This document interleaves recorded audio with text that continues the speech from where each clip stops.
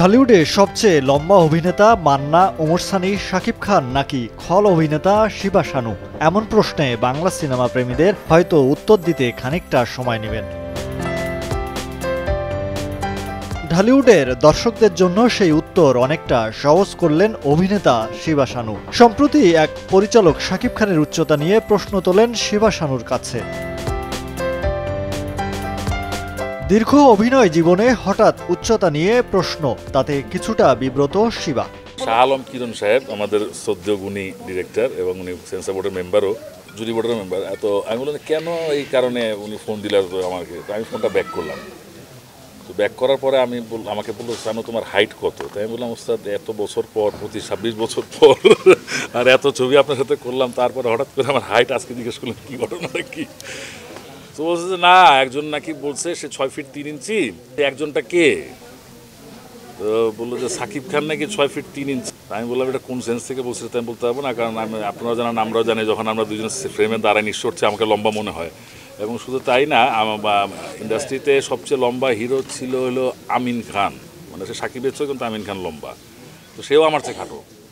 মান্না ভাইও আমার চেয়ে একটু খাটো ছিলেন, মান্না ভাইও সাকিব খানের চেয়ে লম্বা। তো এখন সে কীভাবে 6 ফিট 6 ইঞ্চি সেটা কীভাবে দাবি করছেন, সে আদৌ দাবি করছি না তাও জানি না। তবে শুনলাম কালকে এটা নিয়ে খুব আলোচনা হয়েছে, অনেকে নাকি আলোচনা করছে, এই আর কি। অন্যদিকে প্রিয়ারে সিনেমার শুটিং নিয়ে বেশ ব্যস্ত সময় পার করছেন শিবা শানু। শুটিং সেটেই বললেন খলনায়কদের সেকাল একাল নিয়ে।